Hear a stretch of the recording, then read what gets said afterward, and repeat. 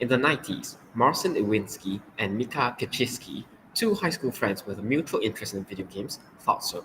It was a period of transition.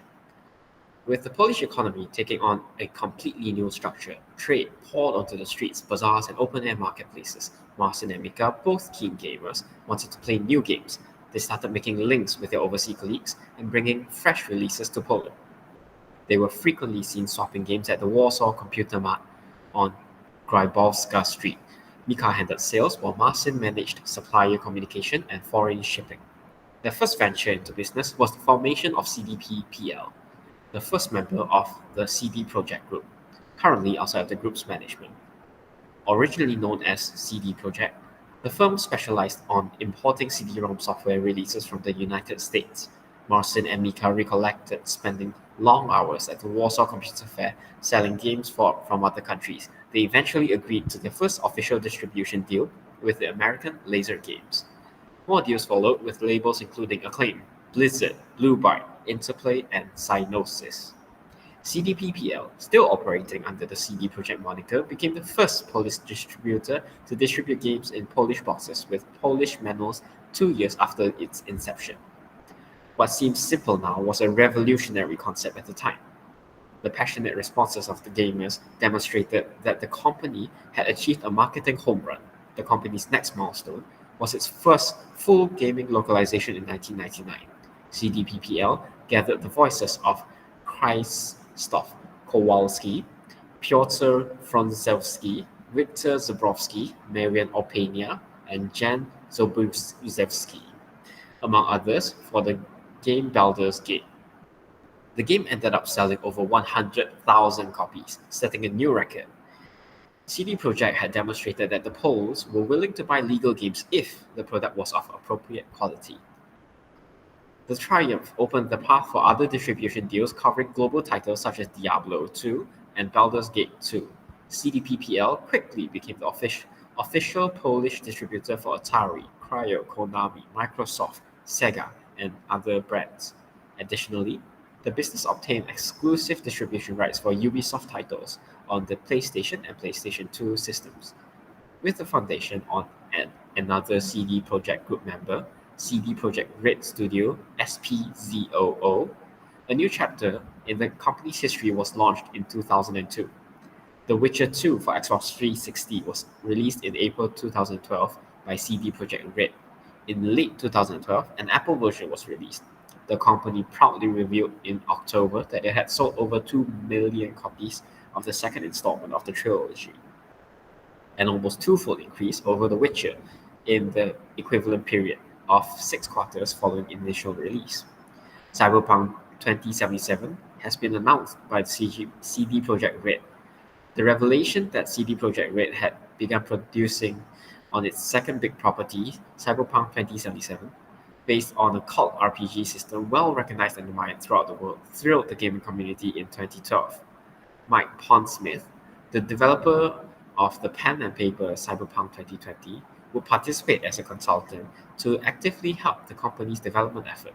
CD Projekt Red debuted a new trailer for their forthcoming RPG, Cyberpunk 2077, during E3 in June 2018.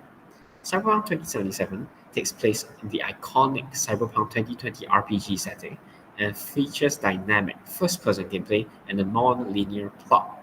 It chronicles the narrative of an inspiring mercenary named V as they make their way through Night City, a futuristic city known for its high crime rate and fixation with technology and body modification. The trailer had been seen over 20 million times across all channels by the end of July 2018. In addition, chosen journalists attending E3 were invited to observe an hour-long gameplay demonstration of Cyberpunk 2077. Over 100 awards were given to Cyberpunk 2077 by the media and participating organizations as the best game at E3. Following presentation of the cinematic trailer for Cyberpunk 2077 on June 9, 2019, during the Microsoft conference directly before E3, Hollywood actor Keanu Reeves made a surprise visit to the stage to discuss the game as well as his role in the project. Mr. Reeves will provide his voice and likeness to Johnny Silverhand, one of the game's primary protagonists. By the end of 2019, the game's cinematic trailer, which was unveiled at the conference, had been seen over 50 million times. Fan comments and emotions before and after the concert confirmed the strong anticipation around Cyberpunk 2077. Later in August, CD Projekt revealed that Cyberpunk 2077 will be available on Google Stadia as well. Now, let us take a look at the internal happenings of the organization after the release of Cyberpunk 2077. Issues began to arise, and a meeting was held internally to solve the problem, starring Hadri as co-founder Marcin Iwinski, Muazzam as PR team leader Arcadius, Caroline as crisis management team leader Anna, and me, Bowman, the narrator of this story. Everyone, today I would like to hold a meeting regarding the release of one of our new assets, Cyberpunk 2077. Yes, before I forget, is there anyone absent from today's meeting? I hate for them to miss out on what we will be discussing. I don't like to repeat myself over tedious materials. Okay, very well. Let us proceed with the meeting. Now, as you all are aware, Cyberpunk 2077 is one of our largest projects up to date, rivaling that of our Witcher franchise. Though the difference of reception is vastly different. Both games were launched. One was received with critical acclaim, and the other one, not so much. I have received reports of massive negative feedback from our customer, and it's almost impossible to keep track of all of them. Not to mention, one of our biggest collaborators, Sony, has decided to take the game off of their platforms. Outrageous! And if that wasn't enough, we are getting sued. This is a new low for the company. Us being the one who created the Witcher franchise, a very successful product that is now being balked, ridiculed, and dragged to the mud. Okay. First of all, regarding the lawsuit, the class action lawsuit filed in Manhattan on behalf of company investors. Allegedly, our company knowingly released a virtually unplayable game riddled with bugs, which forced several stores to delete the title and offer refunds to the players. And here's some notable issue that the players have addressed, which the game itself is the problem, compared to a problem with the older generation console platform and graphic problem in the new generation platform. I shall explain the problems one by one in detail. Firstly, regarding the game itself, as I mentioned before, as some players mentioned, the game itself is the problem because of the cyberpunk genre itself. Even though the game is working fine because of the aestheticness and settings, it also lacks few notable features to be more cyberpunk-ish in the genre compared to the other competitors. Moving on to the second problem, which is a compatible problem with the older generation console platform, which are PlayStation 4 and Xbox One. Players have encountered an unplayable experience filled with crashes, AI-related issues, graphic breaking down, visual shortcoming, and game crashes. The issue was so bad that Sony has pulled out the game from their digital store until we have resolved the issue. Until then, there is no sale for us coming from Sony. Even some players complain that even with some updates and patches, the game is still unplayable state with frame rate issue and some web problem with content related such as disappearing objects and flying NPC cars. We come to our last major problems. All the related issue that the old generation console, which are PlayStation 4 and Xbox One, have been mostly resolved, which can be said playable for the next generation console, which are PlayStation 5 and Xbox One. Don't get your hopes up. Nothing is perfect. A notable problem for the next generation is the ray tracing mode, which is the feature being called in the game. Players have stated that it is a mixed bag for both PlayStation 5 and Xbox X. The mode in the game is designed for improving the game's lighting and shadow via ray tracing features. While it can perform admirably if no issues persist, the feature has some items that should not use ray tracing as it has affected the performance of the game, which make the experience playing a game rather unsmooth and making them full of glitches and much worse, game-breaking issues. Some players also noted that the frame rate can dip below 30 frames per second. That's all. We will need to resolve this professionally. What is being done to resolve this catastrophe? Are you all doing what needs to be done?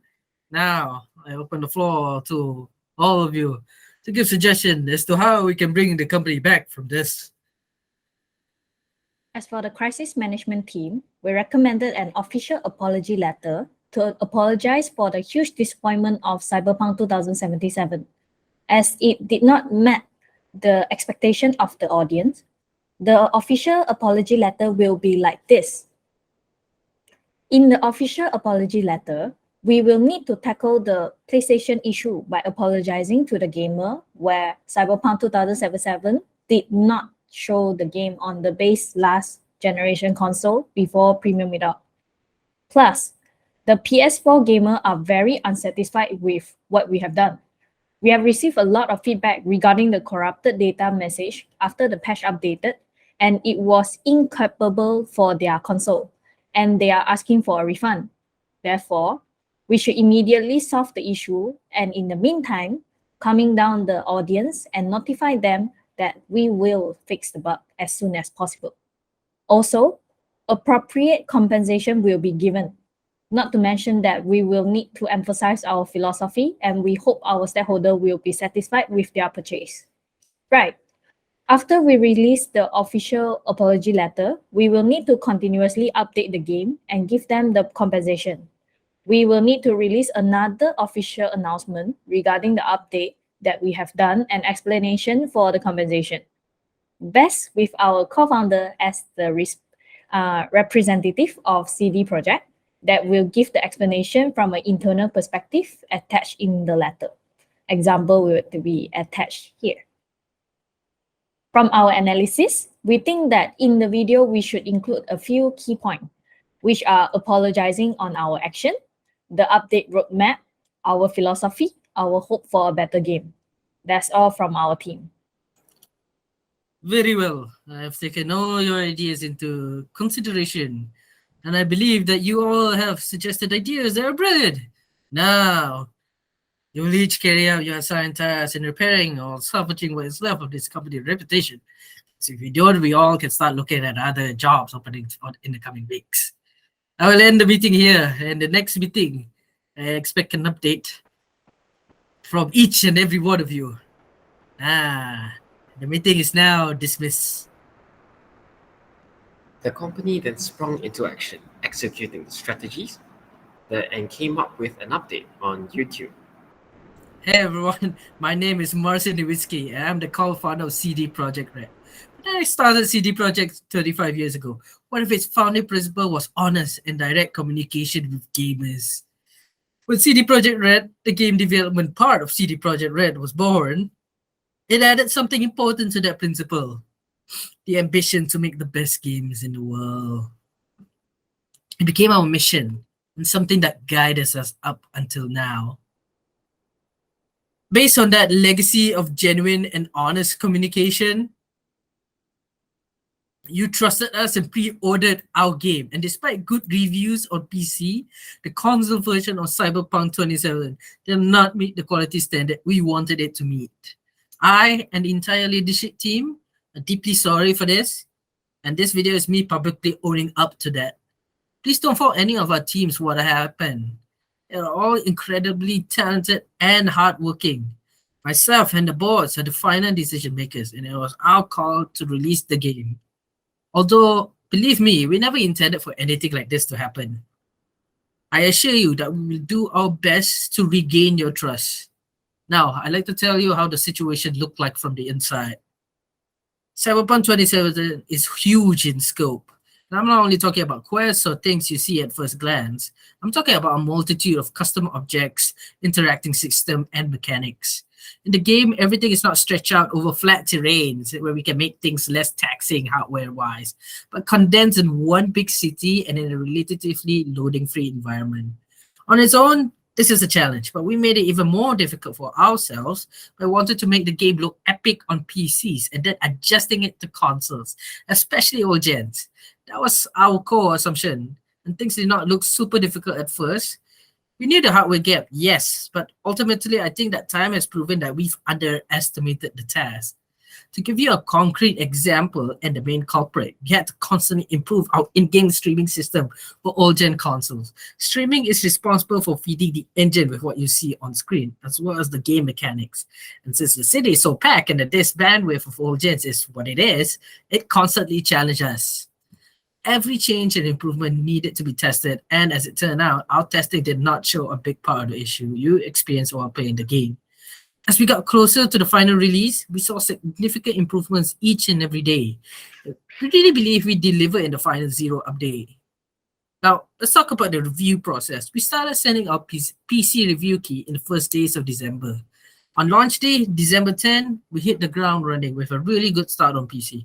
While not perfect, it is a version of Cyberpunk we're very proud of. At the same time, we were fighting for quality on old-gen consoles till very last moment. Every extra day of us working on the Day Zero update brought visible improvement. This is why we started sending console review keys on the 8th of December, which was later than we originally planned. This all happened while working from home, with all the challenges resulting from COVID-related restriction. A lot of the dynamics we normally take for granted got lost over video calls or emails, and we took that hit too. Now, I'd like to tell you about our plans for the future and present a path for Cyberpunk 2077 on consoles and PC. We've already released 3 hot fixes improving the game, but that's just the beginning. Our ultimate goal is to fix the bugs and crashes gamers are experiencing across platforms. Please expect bigger and smaller patches on a regular basis. First update will be dropping within 10 days, and it will be followed by another, more significant one in the following weeks. We will, of course, continue to work on the game in future updates and improvement beyond that.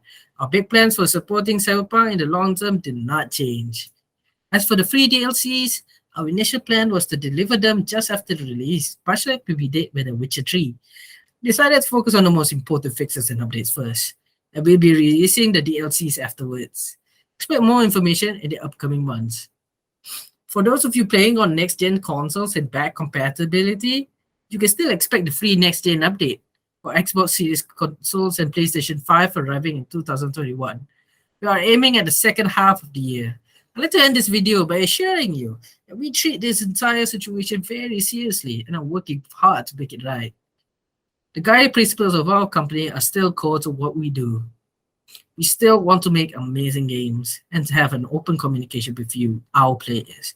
For now, our immediate focus is to work hard on making sure you enjoy Cyberpunk 2077 regardless of platform. Beyond Cyberpunk, we have many plans for the future, which we will share more about when we are ready.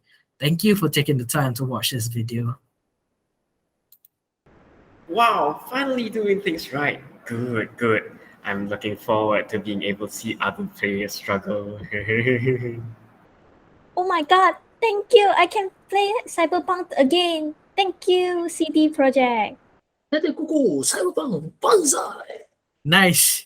My wife divorced me after I bought Cyberpunk without saving. Totally worth it. I still miss my wife though. Receiving positive feedback from the public, the company held another meeting. Everyone, it's time for our appointed meeting. First things first though. I see everyone from the previous meeting is here. Very good. Now main things easier and we can proceed with the meeting. Very well. Now, the purpose of this meeting is to say what is the current status of the issues regarding one of our products, Cyberpunk 2077. What is the current progress of the suggested solutions coming along? PR team? After all the minor and major updates, despite the new patches, however, there's still multiple players are still reporting bugs. However, most of the issues are occasional problems, unlike those on launch day, which prevent players from continuing the game, which is a positive thing to look for. One user reported online that they fell through the road while on their motorbike, while another user posted a video of texture for an overpass failing to load in time, making it seem that the structure was incomplete. It also appears that the Xbox Series X version is safe from bugs also, with one user posting a video of texture in V's apartment glitching out after using performance mode. Regarding the PlayStation Store, Sony has decided to put the game into the store again after all the updates and positive comments emerged. Looking on the positive side, I would say, we have successfully subdued the negativity towards the game as the complaints are greatly reduced, with some also give positive feedback towards the game. That's all. Very good. Now, what about the crisis management team? As for the crisis management team, we suggested that we should release a special update for PS4 player as a compensation, as our action has made them unsatisfied with our company. Not to mention, an official announcement regarding the Cyberpunk is back on the PlayStation Store will need to be announced. This is to inform our stakeholder that players that are using PlayStation console will be able to play Cyberpunk 2077 again. Example will be shown here. Also, after all the updates and fixing the bug, we should come out with the last official announcement that will include all the previous update and improvement. We'll need to notify our stakeholder that we will further improve the game by providing a good experience for the gamers in all sort of ways, such as performance, stability, and gameplay. Maybe we can even come up with a frequently asked question. We think that it would be quite interesting and helpful for our stakeholder as well. This would be the example of the FAQ. That's all for our crisis management team. Very good. It looks like everyone has managed to lessen the damage that was done to the company's reputation. Although we narrowly escaped from being destroyed, we now have to be more careful with exaggeration of our products. And we need to regain our customers' trust back. Now, our real work has only just begun. That also means that most of you will not get an extra vacation time. And that is a sacrifice that I am willing to let you all go through. And with that, I end the meeting here. Everyone dismissed. With issues resolved and more issues to come, Marcin Iwinski and friends lived busily ever after. The end.